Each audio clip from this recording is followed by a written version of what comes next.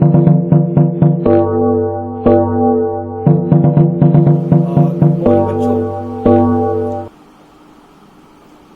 जो हम topic discuss करने वाले हैं वो टॉपिक एक बहुत ही क्रूशियल टॉपिक है। इस टॉपिक में ये टॉपिक कवर करेगा बच्चों आपके, ये जेई को कवर करेगा, नेट को कवर करेगा, आपके एब्स को कवर करेगा और जितने भी अदर आपके कॉम्पिटिटिव लेवल एग्जाम होते हैं उन सबको कवर करेगा। ये बहुत ही क्रूशियल आपके लिए टॉपिक होने वाला है, तो कृपया आप वीडियो को पूरा देखें और इसका प्रॉफिट लें कि भाई जितना मैं आपको दे सकता हूं। तो आइए शुरू करते हैं। तो आज का हमारा जो टॉपिक होगा बच्चों वो होगा रेडियस रेशियो। यस बच्चों, ठीक सुना आपने, रेडियस रेशियो। रेडियस रेशियो की बात किसके लिए होती है बेटा? रेडियस रेशियो जो बेसिकली यूज किया जाता है, ये रेडियस रेशियो स्पेशली यूज किया जाता है for ionic compound. For ionic compound के लिए ये radius ratio terms basically use किया जाता है। आयनिक कंपाउंड बोले तो जैसे आपके पास हो गया NaCl हो गया, KCl हो गया, ZnS हो गया एंड एक्सेट्रा जितने भी अदर आते हैं आपके पास में आयनिक कंपाउंड, बहुत सारे आयनिक कंपाउंड हैं। तो उन सारे आयनिक कंपाउंड के लिए जितने भी आपके पास आते हैं उनके लिए रेडियस रेशियो यूज किया जाता है। इसके लिए कुछ टर्म्स एंड कंडीशन है। सबसे पहले हम रेडियस रेशियो को देखते हैं कि रेडियस रेशियो हुआ क्या। तो बेटा रेडियस रेशियो जो हुआ उसको हम स्टेटमेंट वाइज पढ़ेंगे। पहला जो स्टेटमेंट आता है रेडियस रेशियो का, रेडियस रेशियो और आयनिक कंपाउंड के लिए जो आता है, अब हम रेडियस रेशियो को रिप्रेजेंट करेंगे। देखो रेडियस रेशियो को हम रिप्रेजेंट करेंगे, रेडियस रेशियो ये हम करेंगे R और small r। Clear? Radius ratio का मतलब हुआ बेटा कि हमारे पास क्या हो गया, R पॉजिटिव हो गया डिवाइडेड बाय R नेगेटिव हो गया। इसका मतलब क्या है कि भाई R positive where R positive is equal to radius of cation, radius of cation and R negative is equal to radius of anion. Clear? ये हमारे पास ये हो गया। अब R positive R negative anion और कैटायन से क्या मतलब है? क्योंकि आप जानते हैं बेटा कोई भी आयनिक कंपाउंड जब डिकम्पोज होता है तो वो डिकम्पोज होता है आपके पॉजिटिव और नेगेटिव चार्ज में। क्लियर? अब हमें जैसे इसका रेडियस रेशियो निकालना है, तो ये रेडियस रेशियो बहुत ही क्रूशियल चीज है, पॉइंट है, तो इसको डिस्कस करना है। तो इसके लिए रेडियस रेशियो का जो मीनिंग मैंने आपको बताया, ये R positive divided by R negative, where R positive is radius of cations and R negative is radius of anions हो गया। क्लियर है? ओके। इसके बाद स्टेटमेंट आता है बच्चों आपके पास में कि भाई ये हमारे पास रेडियस रेशियो का क्या इफेक्ट आता है। हमने R पॉजिटिव ही ऊपर क्यों रखा, R नेगेटिव ही क्यों रखा? तो उसके लिए एक रिलेशन आता है आपके पास में, इसको हटा रहा हूं कि भाई हमारे पास जो थर्ड स्टेटमेंट आता है, थर्ड स्टेटमेंट आता है, देखो, if R positive is greater means radius of cation is greater than stability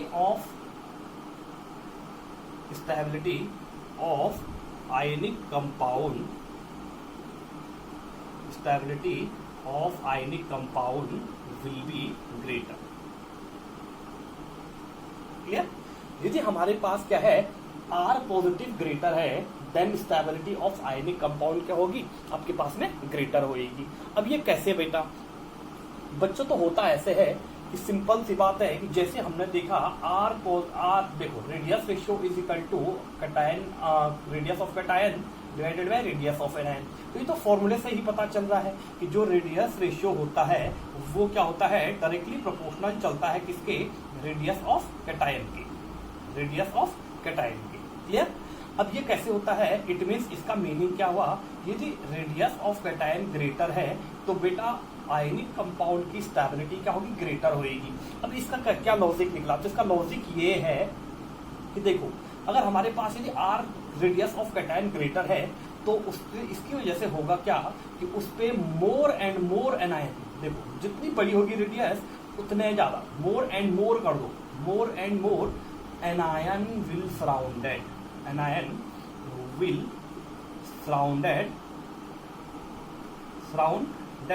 around the cation, clear. यदि हमारे पास रेडियस रेशियो जितनी ज्यादा होगी उतनी ज्यादा क्या होगा, उस पे एनायन सराउंड करेंगे। इसी के पार्ट में ले लो, थर्ड का ए मान के चलो भाई, यदि हमारे पास रेडियस ऑफ कैटायन ग्रेटर है तो हमारे पास स्टेबिलिटी ऑफ आयनिक कंपाउंड क्या होगी, ग्रेटर होगी। और यदि रेडियस ऑफ कैटायन ग्रेटर है तो इसका मतलब क्या हो गया कि more and more anion will surrounded towards the cation, clear. और जितने ज्यादा कैटायन सराउंड करेंगे, जितने ज्यादा एनायन सराउंड करेंगे अराउंड द कैटायन, उतनी ज्यादा क्या होगी, इंक्रीज होगी coordination number. We have already discuss in previous lecture, clear. तो बेसिकली हमारे पास कंडीशन क्या है, इसका सेकंड स्टेटमेंट लिख दो, बी करके लिख दो। इसमें इसका बी करके लिख सकते हैं भाई, हम यहाँ पे लिख दिया हमने। अब ड्यू टू दिस क्या होगा, यदि हमारे पास क्या होगा, मोर एंड मोर एनायन सराउंड करेंगे कैटायन को, तो क्या हो जाएगा, ड्यू टू दिस क्या हो जाएगा, coordination number will be increases, coordination number will be increases. और जितनी ज्यादा कोऑर्डिनेशन नंबर होगी उतनी ही ज्यादा क्या होगी, स्टेबिलिटी ऑफ आयनिक कंपाउंड होगी, ठीक है ना। Due to this coordination number, C N मतलब coordination number will be increases. अब जितने ज्यादा हमारे पास होंगे वो कोऑर्डिनेशन नंबर इंक्रीज करेगा, which is responsible for stability, which is responsible for stability of organic compound, stability of organic compound, clear. तो हमारे पास क्या हो जाएगा, जितने ज्यादा एनायन सराउंड करेंगे कैटायन को उतनी ही ज्यादा स्टेबिलिटी क्या होगी आपके पास में, बिल्ड होती जाएगी। कैसे कि जितने ज्यादा देखो, जितना ज्यादा साइज ऑफ कैटायन ग्रेटर होगा उतने ज्यादा से ज्यादा भाई क्या होंगे, उस पर एनायन सराउंड करते जाएंगे। और जितने ज्यादा से ज्यादा एनायन उस पर सराउंड करते जाएंगे उतनी ज्यादा क्या हो जाएगी, इसकी कोऑर्डिनेशन नंबर होगी। और हम जानते हैं बेटा कि coordination number is directly responsible for stability of organic compound, clear. तो ये हमारे पास क्या हो गया, स्टेटमेंट आ गया आपके पास में कि भाई सिंपल सी बात है, ये कैसे रेडियस रेशियो हमारे पास फॉलो होता है। अब देखो बेटा, किसी भी कंपाउंड की स्टेबिलिटी के लिए देखो, इनके अलावा बिसाइड्स दीज स्टेटमेंट्स हमारे पास तीन और फैक्टर आते हैं। कितने फैक्टर, तीन फैक्टर और आते हैं, which are responsible for radius, stability of radius ratio, clear. अब ये कैसे होता है, देखो, यदि कोई भी आयनिक कंपाउंड थ्री कंडीशन को सेटिस्फाई कर रहा है तो ऑब्वियसली सी बात है उस कंपाउंड की स्टेबिलिटी क्या होएगी, ग्रेटर होएगी। कैसे, let's discuss the three factor which are responsible for stability of ionic compound, clear, okay। आप चाहे तो इसका स्क्रीनशॉट ले सकते हैं, मैं इसको डिलीट कर रहा हूं, क्लियर। तो ले लिया होगा होप आपने स्क्रीनशॉट। तो बच्चों, अब वो थ्री फैक्टर कौन से हैं, three factor responsible for stability of ionic compound. अब हमें ये देखना है कि वो थ्री फैक्टर कौन से हैं जो आयनिक कंपाउंड की स्टेबिलिटी को मेंटेन करने के लिए जरूरी होते हैं, क्लियर। उन थ्री फैक्टर में सबसे पहली कंडीशन ये आती है कि भाई ये जब तक ये थ्री स्टेटमेंट फुलफिल नहीं करेगा कोई भी आयनिक कंपाउंड, तब तक उसकी स्टेबिलिटी बिल्कुल नेग्लिजिबल, जीरो के तुल्य कंसिडर करी जाएगी। तो basically stability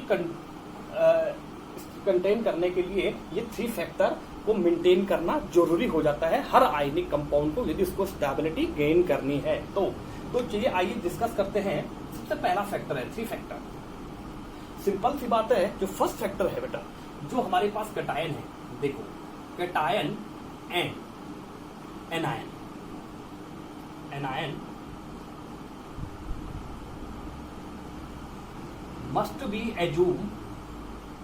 must be assume spherical in shape, spherical in shape। जो कैटायन और एनायंस होंगे बच्चों, वो शेप में कैसे होने चाहिए, स्फेरिकल एज्यूम किए जाने चाहिए, क्लियर, पहली कंडीशन ये हो गई। इसी के साथ दूसरी कंडीशन क्या है, spherical in shape and partially touch one two other. Clear. अब दूसरी कंडीशन क्या है, जो कैटायन और एनायन है must be assume to spherical in shape, वो स्फेरिकल इन शेप एज्यूम किए जाने चाहिए, और साथ में जो कैटायन और एनायन है वो उनका बहुत जरूरी है कि एक दूसरे को पार्शियली टच करना। पार्शियली टच का मतलब क्या हो गया कि जस्ट एक दूसरे को टच कर रहे हैं। क्लियर, एक दूसरे के इनर्ट पार्ट में नहीं जा रहे हैं, क्या कर रहे हैं, एक दूसरे को पार्शियली केवल टच कर रहे हैं, इस तरीके से टच करना। क्लियर, पार्शियली टच करना। फर्स्ट स्टेटमेंट तो ये हुआ। क्लियर। सेकंड स्टेटमेंट जो आता है बच्चों आपके पास में है, सेकंड स्टेटमेंट है anions. Anions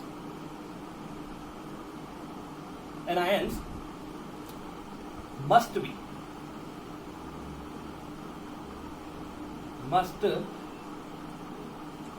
B not touch to other anion,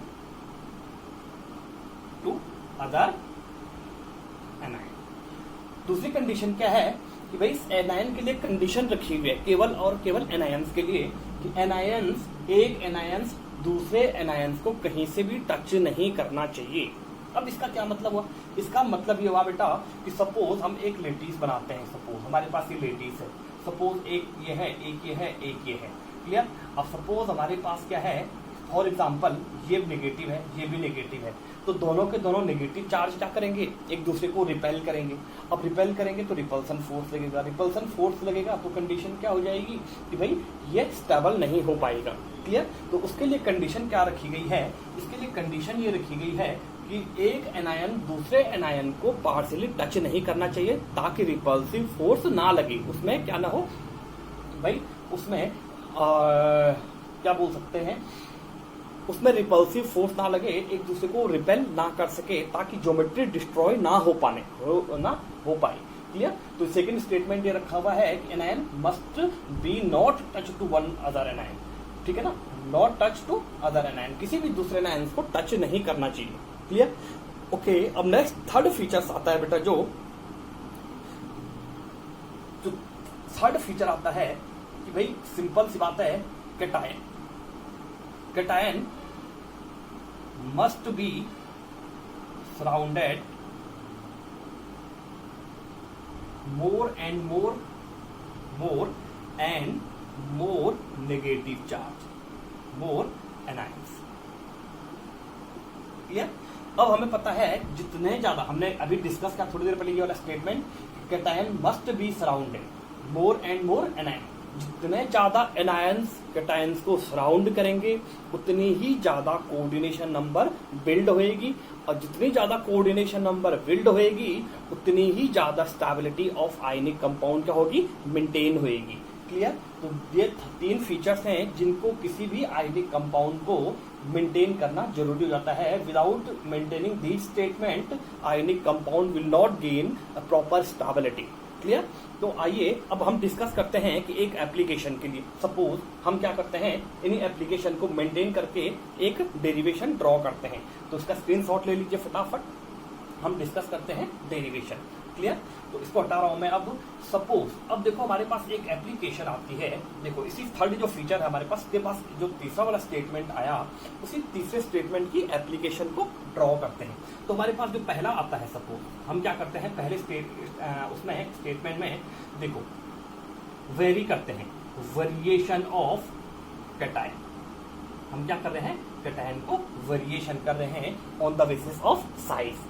variation of cation, यहाँ पे हेडिंग डाल दो, on the basis of size. Clear. First हमने वेरी कर दिया कैटायन को। अब कैटायन वेरी 3 ही कंडीशन पे होगा भाई, या तो कैटायन क्या होगा, बड़ा होगा, या तो फिर क्या होगा, छोटा होगा, या फिर क्या होगा कि बिल्कुल मीडियम वाला होगा। क्लियर। तो हमारे पास कई स्टेट कंडीशन बन सकती है इसमें, तो हम पहले स्टेटमेंट पे कर सकते हैं कि यहाँ पे देखो हम इसी का पार्ट डाल देते हैं। First, if cation are smaller in size, smaller in size. यदि हमारे पास क्या है, if cation are smaller in size. अब आप खुद ही देखिए बच्चों कि सपोज यदि हमारे पास कैटायन साइज में बिल्कुल छोटा है, ये वाला है, मैंने ये डॉट बना रखा है, यदि कैटायन इतना छोटा है तो उस पर ज्यादा से ज्यादा कितने एनायन सराउंड कर सकते हैं, उस पर ज्यादा से ज्यादा बेटा 2 एनायन सराउंड कर सकते हैं। एक लेफ्ट से करेगा या राइट से करेगा, या फिर एक ऊपर वाले से करेगा या फिर नीचे वाले से करेगा। 2 ही कंडीशन हो सकती है। सपोज दूसरी कंडीशन दिखा देते हैं, देखो या तो एनायन यहाँ से सराउंड करेगा इसको या फिर इधर से करेगा। अब बेसिकली यदि हम तीसरे एनायंस की बात करते हैं तो तीसरा एनायंस कहां से आएगा, ये इसको टच नहीं कर पाएगा। और हमारे पास कंडीशन क्या है कि कैटायन का एनायन को टच करना इसेंशियल है स्टेबिलिटी ऑफ ऑर्गेनिक कंपाउंड को मेंटेन करने के लिए। लेकिन ये वाली कंडीशन क्या नहीं कर रहा है, फुलफिल नहीं कर रहा है। इसलिए एक जितना स्मॉलर साइज होगा केवल उसमें केवल क्या हो जाएंगे, 2 ही एनायन सराउंड कर पाएंगे। तो ये मान के चलो कि ये बीच में पॉजिटिव चार्ज है और इसकी एक साइड से क्या है, एनायन से नेगेटिव चार्ज है। तो बेसिकली इसमें कोऑर्डिनेशन नंबर कितनी हो रही है। अब हमने कोऑर्डिनेशन नंबर हम बार बार डिस्कस कर रहे हैं। तो यदि आपको कोऑर्डिनेशन नंबर समझ में नहीं आ रहा है तो आप जाइए यूट्यूब पे और सर्च मारिए कोऑर्डिनेशन नंबर, तो वहां पे आपको क्या मिल जाएगा, लेक्चर मिल जाएगा, आप वहां से रिवाइज करके देख सकते हैं। तो कोऑर्डिनेशन नंबर बोलते हैं, हमने बात करी थी नियरेस्ट नेबर। नियरेस्ट देखो इस कैटायन के नियरेस्ट नेबर कौन से हैं, ये एक ये नेगेटिव चार्ज, एक ये नेगेटिव चार्ज। तो इसकी कोऑर्डिनेशन नंबर कितनी होगी बच्चों, इसकी कोऑर्डिनेशन नंबर हो गई 2। क्लियर। और यदि हम इनके सेंटर पॉइंट को आपस में मिलाएं तो इसके सेंटर पॉइंट को यदि आपस में मिलाया जाए तो हमें जो ज्योमेट्री मिल रही है वो ज्योमेट्री क्या मिल रही है, ज्योमेट्री लीनियर मिल रही है। क्लियर। पहली कंडीशन तो ये हुआ कि if cation are smaller in size. Clear. तो हमारे पास क्या हो रहा है, ज्योमेट्री लीनियर मिल रही है, कोऑर्डिनेशन नंबर 2 मिल रहा है। क्लियर। अब देखते हैं बेटा हम दूसरी कंडीशन रखते हैं। दूसरी कंडीशन रखते हैं, पहला तो ये हो गया। सेकंड कंडीशन रखते हैं, इफ एनायंस, सॉरी यहां पे कैटायन होगा, if cation are medium in size. अब यदि क्या है, कैटायन हमारे पास दूसरी कंडीशन आती है कि ना तो बहुत ज्यादा बड़ा है और ना ही क्या है स्मॉलर इन साइज है, बीच बीच वाला हिसाब किताब है। तो उस कंडीशन में देखते बच्चों, सपोज हमारे पास क्या है, सपोज देखो बच्चों सपोज हमारे पास ये क्या है, ये हमारे पास क्या आ गया, आपके पास में कैटायन आ गया। क्लियर। अब इस कैटायन को जब कितने एनायंस टच करेंगे, तो इस कैटायन को जो टच करेगा एक तो यहां से करेगा, एक तो यहां से करेगा और तीसरा कहां से करेगा, यहां से टच करेगा। तो ये प्रॉपर कैसे बनेगा, ये ऐसे बनेगा बेटा, 3 एनायंस ऐसे होंगे, ऐसे होंगे जो क्या करेंगे, एक दूसरे को पार्शियली टच कर रहे होंगे इस तरीके से। अब बच्चों इसके बीच में क्या होगा कि बच्चे हमने पैकिंग पढ़ी हुई है, तो इसके बीच में क्या हो रहा है, वॉइड्स बन रहा है, खाली स्पेस बन रहा है। और हम जानते हैं कि हमने पैकिंग के टाइम पे भी पढ़ा हुआ है कि जो कैटायंस होते हैं वो कहाँ प्रेजेंट रहते हैं, वो वॉइड्स में प्रेजेंट रहते हैं। और ये वॉइड्स कौन सी है, ये वॉइड्स है बच्चों आपके पास में ट्रायंगुलर वॉइड्स है। ठीक है ना, ट्रायंगुलर वॉइड्स है ये। क्लियर। ये ट्रायंगुलर वॉइड्स है, तो इस ट्रायंगुलर वॉइड्स के बीच में क्या होगा, ऑब्वियसली सी बात है एक कैटायन प्रेजेंट होएगा। अब हमने पैकिंग के टाइम पे बात करी थी, थोड़ा याद कीजिए आप लोग, ठीक है ना, जिसने पहले पढ़ा हुआ है। सपोज हमने एक लड्डू के डब्बे में लड्डू पैक कर रहे हैं, हमें लड्डू भी दिए गए हैं और बादाम भी दिए गए हैं, और हमें क्या करना है, इसमें पैक करना है। तो हम ऑब्वियसली सी बात है पहले बादाम तो पैक करेंगे नहीं हम इसमें। क्लियर। तो हमने क्या करें, पहले लड्डू पैक करें, क्योंकि लड्डू क्या होता है, लार्जर इन साइज होता है और बादाम जो होता है वो स्मॉलर इन साइज होता है। अब हमने लड्डू पहले पैक कर दी। अब इसके बीच में जो स्पेस बचा बच्चों, इसके बीच में हम इसको क्या कर देंगे, इसमें हम बादाम फिल कर देंगे। यहाँ पे ये वाला ये दिख रहा होगा आपको, इनमें क्या कर देंगे हम इसमें बादाम फिट कर देंगे। तो ये बादाम का क्या मतलब है, बादाम का मतलब है कि जैसे हम लड्डू के बीच में बादाम को फिट करेंगे वैसे हमारे पास क्या होगा कि हम कैटायंस को क्या करेंगे, यहाँ अरेंज, कैटायन भी वैसे अरेंज होंगे यहाँ इसमें वॉइड्स में। और कौन सी वॉइड्स हो रही है, ट्रायंगुलर वॉइड्स हो रहा है। क्यों हो रहा है ट्रायंगुलर वॉइड्स, क्यों हो रहा है इसको, बिकॉज ऑफ 3 एनायन से मिलकर के जो वॉइड्स बनेगी उसको बोलते हैं ट्रायंगुलर वॉइड्स। ठीक है ना। ओके। अब कंडीशन क्या है बच्चों कि सपोज ये इमेजिन करो कि सपोज ये हमारे पास क्या आ रहा है, ये हमारे पास कैटायन आ रहा है, मैंने इसको डार्कर इन सेव कर दिया है। ठीक है ना, ये हमारे पास क्या है, कैटायन आ रहा है। क्लियर। मैंने इसको क्या कर दिया है, डार्क कर दिया है। अब आपको दिख रहा होगा या नहीं दिख रहा होगा वो अलग चीज है, मैंने इसको म्यूट कर दिया है। अब इनके सेंटर पॉइंट को मिलाओ बच्चों, इसका एनहांस का सेंटर पॉइंट, इस एनहांस का सेंटर पॉइंट, इस एनहांस का सेंटर पॉइंट, तो बच्चों ये क्या बन रहा है, ट्रायंगल बन रहा है। क्लियर, हमारे पास क्या बन रहा है, ये ट्रायंगल बन रहा है, ये ऐसे में ट्रायंगल बनेगा। क्लियर, अब इस ट्रायंगल के सेंटर में क्या है बच्चों, पॉजिटिव चार्ज है, कैटायंस है। अब ये इमेजिन करो, ये ट्रायंगल है बेटा, तो इसका एक एंगल कितने का होगा, ऑब्वियसली सी बात है, इसका हर एंगल कितने का होगा, 60 डिग्री का होगा। क्लियर, अब हमने क्या करा कि जो इस कैटायन की रेडियस है, इस कैटायन के सेंटर से हमने एक बीचों बीच एक हमने क्या कर दिया, डायगोनल खींच लिया इनके बीच से।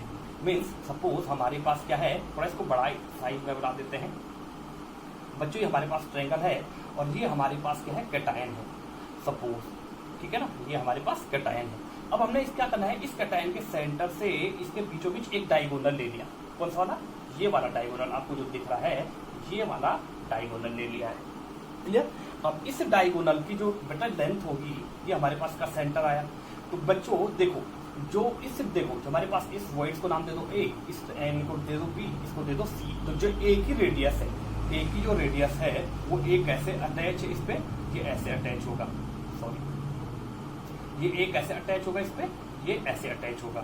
क्लियर, तो ये इसकी रेडियस क्या होगी, इससे यहां तक की आर होगी, इसको हम कैपिटल आर से दिखा देते हैं। क्लियर, और जो ये कैटायन की रेडियस है बेटा, इसको हम दिखा देते हैं स्मॉल आर से।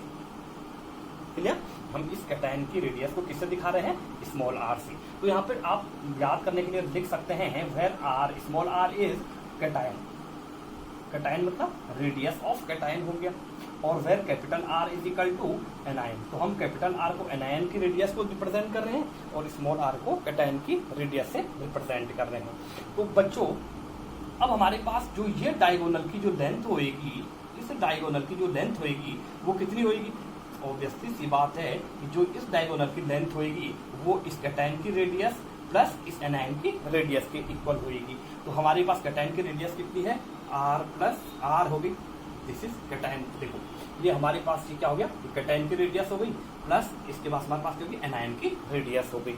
और हमारे बीच सपोज ये एंगल अगर 60 का बन रहा है बच्चों, ये एंगल भी 60 का है, ये भी 60 का है, तो इसके बीचों बीच इसका हाफ कर देंगे तो ये कितने का होगा, 30 का होगा। ठीक है, तो हमारे पास क्या हो रहा है, ये 30 का एंगल बन गया। अब बच्चों देखो हमारे पास ये 30 का एंगल बन गया, देखो ये 30 का एंगल बन गया।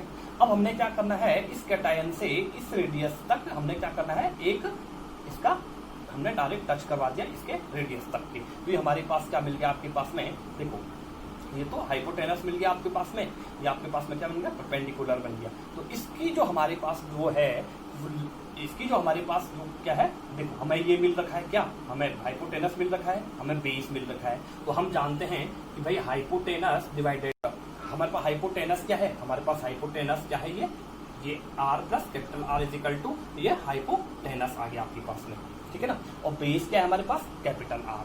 तो हमने यहाँ पे थोड़ा मेंटेन कर लेते हैं, अब आपको होप समझ में आ गया होगा। देखो एक बार फिर से रिवीजन कराता हूँ, रिपीट करवाता हूँ इसको कि बच्चों हमारे पास क्या है, सपोज ये कैटायन है और इसको जो सराउंड करेगा वो इस तरीके से सराउंड करेगा एनायंस, इस तरीके से सराउंड करेगा। हमने इसके सेंटर पॉइंट को मिलाया तो बच्चों ये ऐसे बना, क्लियर। अब देखो बच्चों कि जहां पे इसकी रेडियस आ रही है वो रेडियस कितनी है, इसकी आर हो गई, इसकी भी आर हो गई, इसकी भी क्या हो गई, आर हो गई। ये एनायंस के लिए दिखा रहे हैं। और जो इस कैटायन की रेडियस होगी इसको किससे दिखा दिया हमने, स्मॉल आर से दिखा दिया। यदि हम इसके सेंटर से इस यहाँ तक एक हाइपोटेनस लें तो इसकी डिस्टेंस कितनी होगी, ये होगी हमारे पास आर प्लस आर, क्योंकि हाफ रेडियस इसकी है और हाफ इसकी है, तो हमारे पास क्या हो गई, आर प्लस आर।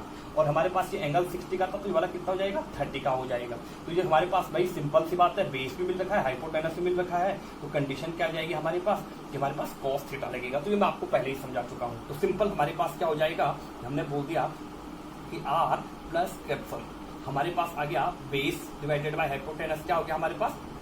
यदि आपको ये समझ में नहीं आता है तो आप ये वाला फॉर्मूला लगा सकते हैं, लाल डिवाइडेड बाय का। तो हमारे पास क्या होता है, देखो साइन थीटा हो गया, cos थीटा हो गया, तो हमारे पास क्या हो गया कि भाई ये हमारे पास, या आप ये भी देख सकते हैं पंडित बद्री प्रसाद डिवाइडेड बाय हर हर बोली। तो हमारे पास क्या गया, बेस डिवाइडेड बाय हाइपोटेनस आ गया, तो ये cos थीटा को कंसीडर करता है, क्लियर। तो हमारे पास ये देखो, हमारे पास बेस क्या है, आर है, और हाइपोटेनस हमारे पास क्या है, small R plus capital R है। ये किसके इक्वल है, ये इस cos 30 के इक्वल है। क्लियर। और हमें पता है cos 30 इज इक्वल टू क्या होता है, √3/2 होता है। Clear. cos 30 is equal to क्या होता है, √3/2। तो बच्चों ये हमारे पास cos 30 आया, और cos 30 की वैल्यू क्या होती है, √3/2 होती है। क्लियर। अब देखो बच्चों, √3 की वैल्यू यहाँ पे पुट करो तो हमारे पास क्या रहा है, r divided by small r plus capital R equal to √3/2। Clear. अब कंडीशन क्या है बच्चों, कंडीशन ये है कि इसको रिवर्स कर देते हैं। देखो इसको रिवर्स कैसे करते हैं, इसको ऐसे भी तो लिख सकते हैं हम। देखो इक्वल टू यहीं पे कर देते हैं हम इसको, small r plus capital R divided by R is equal to, ये क्या हो जाएगा, इसको भी ये भी उल्टा हो जाएगा, √3/2। देखो इसको हमने नीचे ले आए, इसको ऊपर ले आए, तो वैसे ये भी चेंज कर दिया, इंटरचेंज कर दिया दोनों। ठीक है ना। अब हमारे पास ये क्या हो रहा है, r प्लस सॉरी ये हो जाएगा हमारे, इसको सिंप्लीफाइड करो, इसको सिंप्लीफाइड करने पे क्या हो रहा है हमारे पास, r divided by r plus 1 हो जाएगा। 1 कैसे हो जाएगा बच्चों, देखो इसको 1 करें तो हमारे पास क्या हो जाएगा, r/r हो जाएगा divided by capital R by capital R, जिससे कैपिटल R से ये कट जाएगा। तो मीन्स हमारे पास ये ओवरऑल ऐसे हो रहा है, ये हमने अलग अलग किया तो इससे ये कट जाएगा, तो यहाँ पे क्या जाएगा, 1 आ जाएगा। तो इसलिए मैं डायरेक्टली 1 लिख रहा हूँ, तो ये हमारे पास क्या हो जाएगा, 1 हो जाएगा। क्लियर है। अब ये हमारे पास 1 हो जाएगा, इज इक्वल टू हमारे पास क्या होगा, √2/3 अब हो जाएगा हमारे पास, 2/√3 ये हो जाएगा हमारे पास। इसको इंटरचेंज कर दो, देखो ये +1 है, इधर जाके क्या हो जाएगा, -1 हो जाएगा। यहाँ पे हमारे पास क्या हो जाएगा, r divided by r is equal to 2/√3 -1। और हम जानते हैं बच्चों √3 की वैल्यू क्या होती है, 1.73 होती है। तो √3 की वैल्यू 1.73 होती है, तो बेसिकली हमारे पास क्या हो जाएगा, सिंपल देखो हमारे पास यहाँ पे आ जाएगा, ये आगे करके ये हो जाएगा small r divided by capital R is equal to 2 - 1 divided by 1.73। तो ये ओवरऑल आ जाएगा आपके पास में। इसको अगर आप कैलकुलेट करते हो, ये कैलकुलेट करने पे जो आपके पास आएगा, इसको हटा रहा हूँ यहाँ पे, ये कैलकुलेट करने पे जो आपके पास आएगा वो आएगा बच्चों आपके पास में small r divided by capital R is equal to, देखो 2 - 1 1 divided by 1.73 1 divided by 1.73 which is equal to 0.155। तो बच्चों ये आपके पास आई रेंज किसकी, ट्रायंगुलर वॉइड्स की। क्लियर है। अब हमारे पास ये ट्रायंगुलर वॉइड्स की रेंज आई, ट्रायंगुलर वॉइड्स मीन्स जो ट्रायंगुलर वॉइड्स की रेंज जो स्टार्ट होती है बच्चों, वो यहां से स्टार्ट होती है। क्लियर। अब क्वेश्चन ये आता है कि ट्रायंगुलर वॉइड अगर यहाँ से स्टार्ट होता तो इससे पहले भाई 0 से लेकर के 0.155 तक क्या आता है, तो बच्चों वो आता आपके पास में लीनियर के लिए, जिससे पहले हमने डेरिवेट किया था। इसी तरीके से हमारे पास जो टेट्राहेड्रल वॉइड्स पढ़े हुए हैं हमने, इसी तरीके से हमने ऑक्टाहेड्रल वॉइड्स पढ़े हुए हैं। तो बच्चों जो हमारे पास में वॉइड्स आता है, बस सबके लिए डेरिवेशन तो नहीं कराऊंगा, ये डेरिवेशन इंपॉर्टेंट नहीं है हमारे लिए। इंपॉर्टेंट क्या है, जो हमारे पास देखो ये आया रेडियस रेशियो क्या है हमारे पास, small r divided by capital R is equal to 0.155 आया। ये इंपॉर्टेंट है कि रेंज जो होती है वो यहां से लेकर के स्टार्ट होती है। अब कहां से कहां तक होती है उसके लिए मैं टेबल वाइज आपको अरेंज करता हूं। ठीक है ना बच्चों। तो बच्चों जो हमने अभी तक ट्रायंगुलर वॉइड्स के लिए जो डेरिवेशन किया है, बेसिकली वो डेरिवेशन इतना इंपॉर्टेंट नहीं है। इंपॉर्टेंट है तो रेडियस रेशियो किस रेंज में आ रहा है वो इंपॉर्टेंट है। क्लियर। तो अब हम एक टेबल बना देते हैं कि भाई किस वॉइड्स के लिए, जैसे टेट्राहेड्रल ज्योमेट्री है, ट्रायंगुलर है, ऑक्टाहेड्रल है, बॉडी सेंटर है, किस वॉइड्स के लिए कितना रेडियस रेशियो आ रहा है। तो हम हेडिंग लगा देते हैं, आगे रेडियस रेशियो है तो हम हेडिंग लगा देते हैं। देखो जो रेंज आ रही है एनआईएन, हेडिंग लगा देते हैं एनआईएन टू कैटायन, और इधर हम डाल देते हैं range of radius ratio, range of radius ratio. Clear. तो बच्चों ये हमारे पास रेंज ऑफ रेडियस रेशियो हो गया, ये एनायन टू कैटायन हो गया। क्लियर। अब हमें क्या करना है बेटा, जब हमारे पास लीनियर ज्योमेट्री आ रही थी, लीनियर ज्योमेट्री। जब साइज क्या था, बिल्कुल छोटा था, उस कंडीशन में हमारे पास क्या हो रहा था, जब हमारे पास साइज क्या था, बिल्कुल छोटा था, उस टाइम पे रेंज क्या आ रही थी, हमारे पास ज्योमेट्री क्या बन रही थी, लीनियर बन रही थी। और उसके लिए हमारे पास रेंज कितना आएगा, 0.0 से लेकर के 2, कितना आ रहा है हमारे पास, 0.155। ये हमारे पास क्या गई, लीनियर के लिए हमारे पास क्या आई, जब पैकिंग लीनियर हो रही थी तब जाके हमारे पास रेंज ऑफ रेडियस रेशियो आई।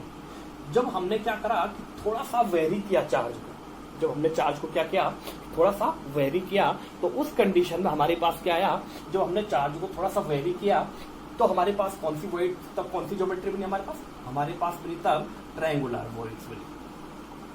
क्या बनी, ट्रायंगुलर ज्योमेट्री बनी। अब ये ट्रायंगुलर ज्योमेट्री के लिए बच्चों जो रेंज आती है, ये ट्रायंगुलर के लिए जो बच्चों रेंज आती है, वो रेंज आती है, सॉरी यहाँ पे आई होना था, ये ट्रायंगुलर वॉइड्स के लिए जो रेंज होनी थी वो क्या आएगा आपके पास में, 0.1552, हमारे पास क्या आएगा 0.225। ये हमारे पास क्या आएगा बच्चों, ट्रायंगुलर ज्योमेट्री के लिए रेडियस रेशियो की रेंज आएगी। क्लियर है। अब हमारे पास कंडीशन क्या होगी बच्चों, कि जो रेडियस रेशियो होगा यहां से लेकर के यहां तक हमारे पास क्या आएगी, रेंज आएगी, किसके लिए, ट्रायंगुलर के लिए। अब बच्चों हम टेट्राहेड्रल के लिए देखते हैं, जो तीसरे नंबर पे देखो, टेट्राहेड्रल हमने क्या बोला था, ट्रायंगुलर तो हम समझ चुके हैं। अब टेट्राहेड्रल में जो ज्योमेट्री बनती है बच्चों, वो कैसी बनती है, सपोज हमारे पास एक पैकिंग ऐसे हुई, ये पैकिंग हुई, और ये चौथा वाला जो एटम है वो ऐसे कवर्ड कर रहा है उनको, तो बेसिकली क्या हो रहा है, हमारे पास टेट्राहेड्रल ज्योमेट्री बन रही है। तो टेट्राहेड्रल ज्योमेट्री बनेगी तो इसमें जो रेडियस रेशियो का वो आता है बच्चों, वो कितना आता है, वो आता आपके पास में 0.2252, हमारे पास कितना आएगा 0.0414, यहां तक हमारे पास क्या आता है, टेट्राहेड्रल ज्योमेट्री की रेंज आती है। क्लियर है। अब बच्चों कंडीशन क्या है, कि जो हमारे पास फोर्थ आता है बच्चों हमारे पास ऑक्टाहेड्रल, ठीक है ना। ऑक्टाहेड्रल में बच्चों देखो फोर्थ आता हमारे पास ऑक्टाहेड्रल। अब ऑक्टाहेड्रल ज्योमेट्री के लिए बच्चों जो रेंज आती है वो कितनी आती है, 0.4142 0.732 तक, ये क्या आती है, रेंज आती है टेट्राहेड्रल वॉइड्स के लिए। क्लियर। उसके बाद आता है बच्चों आपके पास में जो नेक्स्ट आगे बढ़ो। अब देखो इसका मतलब क्या है कि हमने पहले पॉजिटिव चार्ज जो कैटायन का साइज था वो बिल्कुल स्मॉलर इन साइज था, धीरे धीरे क्या हुआ, हमने साइज को वेरी करते गए, बढ़ाते गए तो हमारे पास कोऑर्डिनेशन नंबर बढ़ाते गए। देखो यहाँ पे एक और पॉइंट आप ऐड कर सकते हो, यहाँ पे कोऑर्डिनेशन नंबर ऐड कर सकते हो। तो यहाँ पे हमारे पास क्या हुआ, 2 हुआ, यहाँ पे हमारे पास क्या हुआ, 3 हुआ, यहाँ पे हमारे पास क्या हुआ, 4 हुआ, यहाँ पे हमारे पास क्या होता है, 6 होता है। ये क्या होता है, कोऑर्डिनेशन नंबर होता है। क्लियर। अब कंडीशन क्या है बच्चों, ये 6 तो होता है। उसके बाद जो हमारे पास ऑक्टाहेड्रल के बाद जो आता है वो आता आपके पास बच्चों बॉडी सेंटर। क्या आता है, बॉडी सेंटर आता है। बॉडी सेंटर में जो आपके पास में भाई आपके पास में जो क्या बोलते हैं कोऑर्डिनेशन नंबर होती है वो कितनी होती है आपके पास में, 2 होती है। तो बेसिकली यहाँ पे कितना आएगा आपके पास में भाई बॉडी सेंटर में, तो यहाँ पे हमारे पास कितना आएगा 0.7322, हमारे पास क्या जाएगा, सिंपल 1 तक आएगा। यदि हम आगे बढ़ाते जाते हैं, देखो यदि 1 से ऊपर होगा तो हमारे पास क्या जाएगा, फेस सेंटर में चला जाएगा। इसलिए हम यहाँ पे क्या करते हैं, 1 को 1 तक ही रखते हैं बॉडी सेंटर के लिए। अब बॉडी सेंटर में जो कोऑर्डिनेशन नंबर होती है बेटा वो कितनी होती है, तो बेटा कोऑर्डिनेशन नंबर जो होती है बॉडी सेंटर में वो होती है आपके पास में 10। क्लियर। तो ये हमारे पास क्या आ गया, आपके पास में रेडियस रेशियो आ गया। और इस रेडियस रेशियो को बेसिकली हमें, तो बच्चों यहाँ पे बॉडी सेंटर की जगह क्या होगा, सॉरी बाई मिस्टेक ये हो गया था, यहाँ पे क्या होगा, बॉडी सेंटर की जगह यहाँ पे होगा क्यूबिक होगा, सिंपल क्यूबिक होगा। कोऑर्डिनेशन नंबर 8 होगी और रेंज कितनी होगी, 0.732 to 1 तक होगी। अब बेटा जो एग्जाम्पल आएगा वो एग्जाम्पल किस में आता है, ये एग्जाम्पल आ गया आपके पास में B2O3, ये आ गया आपके पास में B2O3 का आपके पास में एग्जाम्पल आ गया। क्लियर। जो आपके पास में टेट्राहेड्रल आता है इसमें क्या आ गया, ZNS आ गया। जैसे ये वाला आपके पास में एग्जांपल आया है, ये क्या होगा आपके पास में NaCl और KCl हो गया, ये CHCl हो गया आपके पास में। अब जो क्वेश्चन आता है जो लीनियर में कौन सा होगा, तो बेटा ये आता है आपके पास में BeCl2। क्लियर? तो ये आपके पास में क्या हो गया, ये इनकी रेडियस रेशियो आ गया है। और एट लास्ट बच्चों मैं आपको एक और चीज बताना चाहूंगा कि ये हमारे पास रेंज है। अब कंडीशन क्या होती है कि जैसे जैसे रेडियस रेशियो बढ़ रहा है, देखो जैसे जैसे रेडियस रेशियो बढ़ रहा है, तो वो रेडियस रेशियो बढ़ रहा है तो आयनिक कंपाउंड की स्टेबिलिटी भी क्या हो रही है, बढ़ रही है, बिल्ड हो रही है। ऐसा क्यों हो रहा है कि जितने नंबर ऑफ एनायंस कैटायंस को सराउंड करेंगे उतनी ज्यादा क्या होगी, उनके बीच अट्रैक्शन फोर्स लगेगा, और जितना ज्यादा अट्रैक्शन फोर्स लगेगा उतना ही ज्यादा जो हमारे पास ज्योमेट्री है वो क्या होगी, स्टेबल होगी। तो ये आपके कॉन्सेप्ट है रेडियस रेशियो से रिलेटेड। और बच्चों एक और चीज आपको बताना चाहूंगा, जब भी आप पढ़ने के लिए बैठते हो तो आपके पास कॉपी पेन होनी चाहिए और आप इसके प्रॉपर नोट्स बनाइए। पढ़ने का तरीका यही होता है, तब जाके आपको एक फील आएगा कि हम क्लास में पढ़ रहे हैं। क्लियर है? तो अभी के लिए बाय, और सब्सक्राइब किए, शेयर करें और लाइक करें। Thank you, have a good day, bye.